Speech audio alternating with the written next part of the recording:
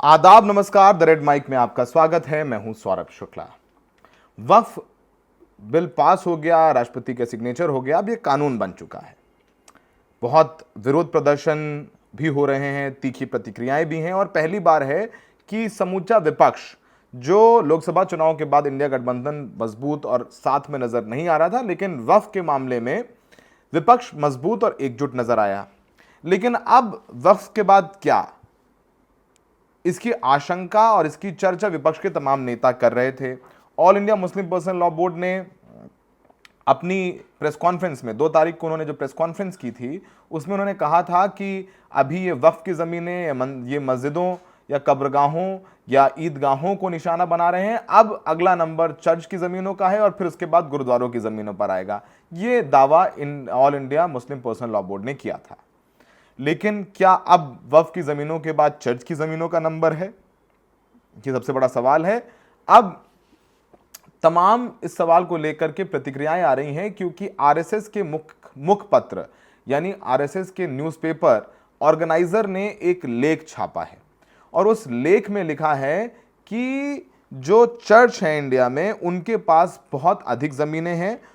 जो ऑर्गेनाइजर ने अपने लेख में, आरएसएस का ये अखबार है ऑर्गेनाइजर, उसमें जो लेख लिखा है उसमें ये लिखा है कि who has more land in India, the Catholic church versus Waqf board debate. इन्होंने लिखा है कि जो लैंड होल्डिंग है कैथोलिक इंस्टीट्यूशन के पास, वो 7 करोड़ हेक्टेयर है, terming it the largest non government land owner. यानी जो चर्च है उसके पास 7 करोड़ हेक्टेयर ज़मीन है, जो कि सरकार के बाद सबसे बड़ा लैंड ओनर है चर्च। सरकार के पास सबसे ज़्यादा ज़मीन चर्च के पास है। ये आर्टिकल ऑर्गेनाइजर में लिखा, जिसके बाद ये शुरू हो गया है कि चर्चा कि क्या अब आरएसएस का फोकस वक्फ की ज़मीन यानी मुसलमानों की दान में दी गई ज़मीन के बाद क्या अब चर्च की ज़मीनों पर आ गया है। ये सवाल जो है, इस पर बहुत चर्चा शुरू हो गई है। टेलीग्राफ का एक आर्टिकल है जिसको राहुल गांधी ने ट्वीट किया, और वो आर्टिकल हम आपको दिखा रहे हैं, उसका ये फ्रंट पेज। इसमें टेलीग्राफ ने लिखा है, RSS focuses shifts to Catholic Church land after successful passage of Waqf bill in the parliament. यानी आरएसएस का ध्यान वक्फ एक्ट बनवाने के बाद, वक्फ बिल पास करवाने के बाद अब चर्च की ज़मीनों पर है। यानी जो आरएसएस की नज़रें अब चर्च की ज़मीनों पर है, ये टेलीग्राफ का आर्टिकल कह रहा है। उस पर वो लिखते हैं कि on the web portal of an RSS linked magazine, Organiser यानी जो वेब पोर्टल है ऑर्गेनाइजर का, मैगजीन है जो आरएसएस से जुड़ी हुई, उसमें एक आर्टिकल है जिसका शीर्षक है who has more land in India, किसके पास ज़्यादा ज़मीन है इंडिया में।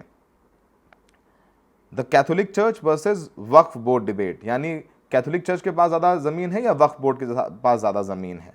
और उसमें उसी आर्टिकल में लिखा था कि जो कैथोलिक इंस्टीट्यूशंस हैं यानी चर्च के पास भारत में 7 करोड़ हेक्टेयर ज़मीन है, जो कि सरकार के बाद सबसे ज़्यादा लैंड होल्डिंग है।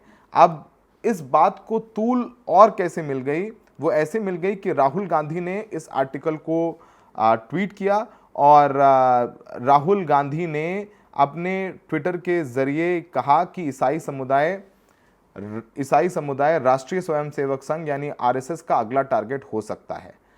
और उन्होंने ये आर्टिकल ट्वीट किया है, और उन्होंने ये दावा किया कि मैंने कहा था, राहुल गांधी लिखते हैं, जो हम ग्राफिक में दिखा भी रहे हैं, कि मैंने कहा था कि वक्फ विधेयक अभी मुसलमानों पर हमला करता है, लेकिन ये भविष्य में अन्य समुदायों को निशाना बनाने का मंच तैयार करेगा। आरएसएस को ईसाइयों पर ध्यान देने में ज़्यादा समय नहीं लगा। संविधान ही एकमात्र ढाल है जो हमारे लोगों को ऐसे हमलों से बचाता है, और इसे बचाना हमारा सामूहिक कर्तव्य है। ये राहुल गांधी ने ट्विटर के ज़रिए लिखा। जब राहुल गांधी ने ये ट्वीट किया, उसके बाद आनन फानन में जो ये आर्टिकल ऑर्गेनाइजर में छपा था, जिसमें चर्च की ज़मीनों के बारे में बात है, उसको वेबसाइट से हटा दिया गया, उसको डिलीट कर दिया गया, जिसको लेकर के अब और चर्चा शुरू हो गई है कि पहले तो बता दिया कि अगला टारगेट ये है, लेकिन चर्चा हुई तो उसको डिलीट कर दिया गया, ताकि जो राहुल गांधी ने ट्वीट कर दिया कि अगला टारगेट क्या आरएसएस का चर्च है, उसके बाद चर्चा हो गई, विरोध और काफ़ी तीखी प्रतिक्रिया आने लग गई। बाकी लोग भी धीरे धीरे, वैसे जो विपक्ष में हैं इस बिल के या इस कानून के, वक्फ के कानून में, वो ये बात कहते रहे हैं कि पहले मुसलमानों की ज़मीनें, फिर चर्च की ज़मीनें और फिर गुरुद्वारों की ज़मीनें, ये सब कुछ चर्चा होती आई है। पार्लियामेंट में भी इस बात को बोला गया है। और इसको मतलब चाहे वो रमेश चेनिथीकला हों, उन्होंने भी कहा है कि बीजेपी का अगला कदम कैथोलिक समुदाय के स्वामित्व वाली संपत्तियों पर कब्जा करना होगा। उन्होंने कहा कि कांग्रेस और राहुल गांधी ने कहा था कि अगला कदम ईसाइयों के खिलाफ होगा, और ऑर्गेनाइजर का आर्टिकल साफ तौर पर इसका जिक्र करता है। और जैसा हमने बताया कि आर्टिकल का शीर्षक था, भारत में किसके पास ज़्यादा ज़मीन है, कैथोलिक चर्च बनाम वक्फ बोर्ड। ये आरोप लगाया गया था इस आर्टिकल में कि कैथोलिक संस्थानों के अधीन ज़्यादातर ज़मीन ब्रिटिश शासन के दौरान 1927 के भारतीय चर्च अधिनियम के तहत हासिल की गई थी। इसमें 1965 के एक सरकारी आदेश का हवाला दिया गया था, जिसमें कहा गया था कि औपनिवेशिक काल के दौरान पट्टे पर दी गई ज़मीन को अब चर्च की संपत्ति के रूप में मान्यता नहीं दी जाएगी। यानी जो पट्टे की ज़मीन अंग्रेज़ों ने दे दी चर्च को, अब वो मान्यता नहीं होगी। अब इसको लेकर के भी कानून बनाया जाएगा। और आपको पता ही है कि जो चर्चा हुई पार्लियामेंट में, उसमें अमित शाह ने कहा था कि वक्फ के पास लगभग 39 लाख एकड़ ज़मीन है, और विपक्ष कह रहा था कि ये जो पूरा बिल है जो लाया गया है सरकार की तरफ से, ये तोड़ने वाला है, ये जोड़ने वाला बिल नहीं है। इससे हिंदू मुसलमान की खाई जो है वो बढ़ जाएगी। तो बहुत दिलचस्प आर्टिकल है, और इसको लेकर के बहुत चर्चा भी शुरू हो गई है, और काफ़ी प्रक्रियाएं भी शुरू हो गई हैं, प्रतिक्रिया भी दी जा रही है। यहाँ तक कि केरला के चीफ मिनिस्टर पिनरई विजयन ने भी रिएक्ट किया है। पिनरई विजयन ने भी कहा है कि अगला नंबर अब ईसाइयों का होगा, चर्च की ज़मीनों का होगा, उसके बाद गुरुद्वारों की ज़मीनों में होगा, उसके बाद दलितों की ज़मीनों पर होगा। ये सब सारी बातें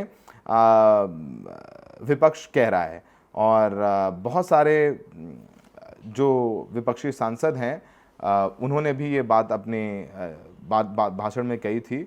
और इस लेख, जो ये लेख ऑर्गेनाइजर में है, उसमें ये भी दावा किया गया है कि कैथोलिक चर्च की संपत्तियों का कुल अनुमानित मूल्य 20,000 करोड़ रुपए है, जिससे चर्च भारत के रियल एस्टेट परिदृश्य में वक्फ बोर्ड से भी अधिक महत्वपूर्ण खिलाड़ी बन गया है।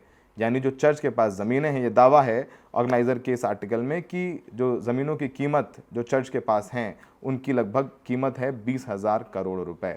और इस आर्टिकल में लिखा है कि कई सालों से आम धारणा रही है कि सरकार के बाद भारत में वक्फ बोर्ड दूसरा बड़ा भूस्वामी है। हालांकि ये दावा देश में भूस्वामित्व के वास्तविक आंकड़ों से मेल नहीं खाता।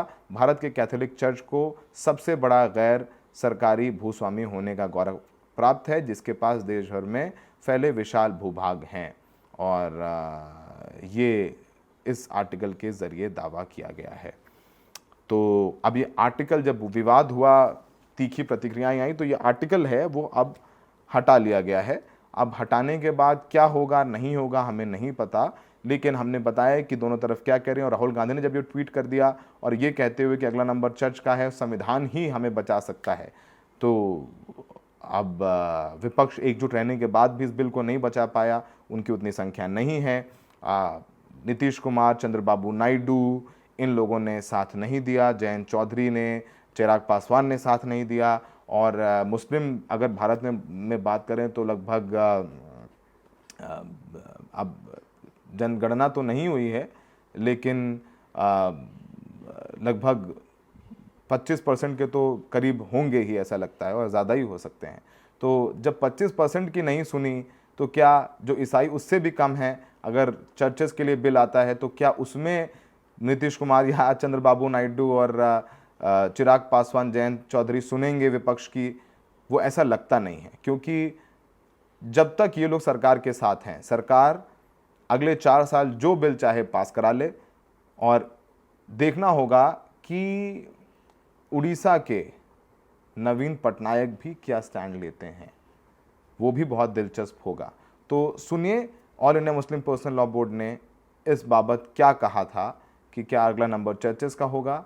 ये सुनिए प्रेस कॉन्फ्रेंस जो 2 तारीख की है, और आप हमें देख रहे हैं उसके लिए बहुत बहुत शुक्रिया। लेकिन ये बात जरूर सुनते जाइएगा all India Muslim personal law board ने क्या दावा किया था कि अगर कोई प्रॉपर्टी डिस्प्यूटेड है तो वक्फ बाय यूजर उस पर लागू नहीं होगा। तो डिस्प्यूटेड प्रॉपर्टी तो बहुत सारी है जो गवर्नमेंट ने कंट्रोल कर रखी है, जिसको डिस्प्यूटेड बना दिया गया है। उसका फैसला अब ट्राइब्यूनल से नहीं होगा, उसका फैसला कलेक्टर करेगा, उसको वक्फ बाय यूजर तस्लीम नहीं किया जाएगा।